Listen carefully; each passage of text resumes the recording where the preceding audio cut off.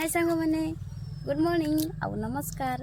देखंतु मु आज सकाळे बनेइथिली रुटी आउ एटा देखंतु मु माने गटे किछि नथिला से पई एथिरे टिके अंडा फूलकोबी आउ धनिया पत्र आलू आउ किछि चिकन मसला आउ गरम मसला पकेकी आउ टे संतुला टाइप रो कर देइथिली। एना खाई देखिबा केमती लागुची।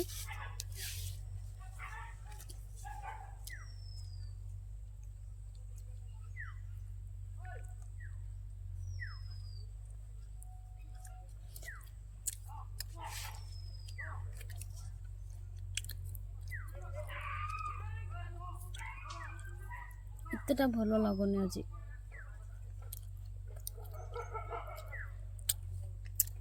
लागुची किंतु एतेटा भलो लागुनी।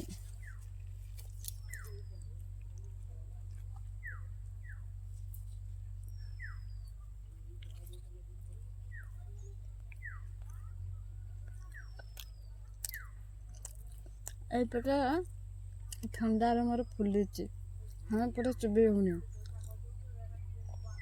आई पटा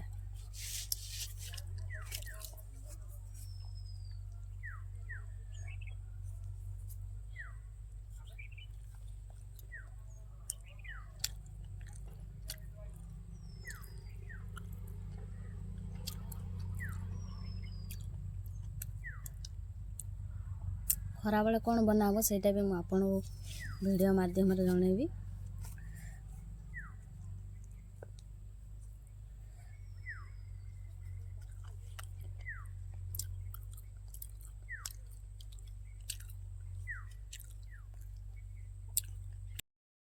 हाय सांग माने गुड मॉर्निंग आउ आज होची गुरुवार 9 तारिख। मु काले किछि वीडियो करिनी काहे ना मो देहटा भल नथिला पाटी गालटा कबे फुली जाइची फुलिकी ये देखो तो फुली जाइची एटा एटा एटा पूरा बथा होची एपटटा फुली जाउची किछि भात भात खाई परनी से पे मु भी काले किछि वीडियो करनी किछि खाई भी नहीं। आउ तापरे बे सकाळे उठिली एपट सेपट काम सारिकी गरम पानी आउ लुण गरम पानी करके टिके कुळगुचा करबी देखिया भल होउची ना नै। काली तो पूरा दुर्बल हो गेली न खाई के भल लागिलानी सेति पे काली खाइबा बंद गोटे दिन उपास हो गला काली की।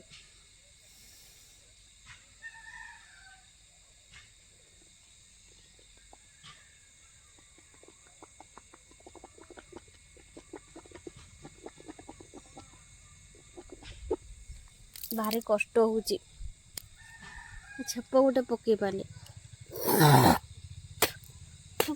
माने कौन गोटे खाइले सेपटो नागी गले ना भारी जोर पेन होउची।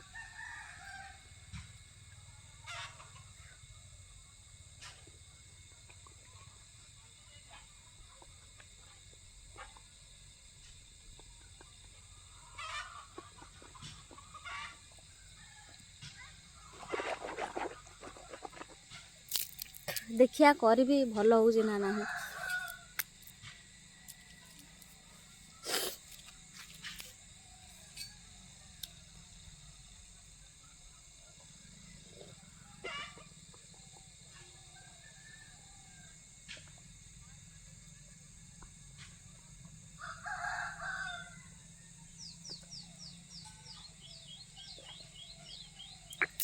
देखिया गरम पानी रे कुळु कुळु करची जदि भल हबो मु आ गोटे नेक्स्ट वीडियो रे आपनको जणेबी।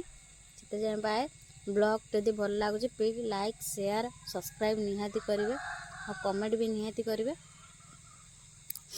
रहिली बाय जय जगन्नाथ। मते भल लागुनी एटा बहुत जोर पेन होची।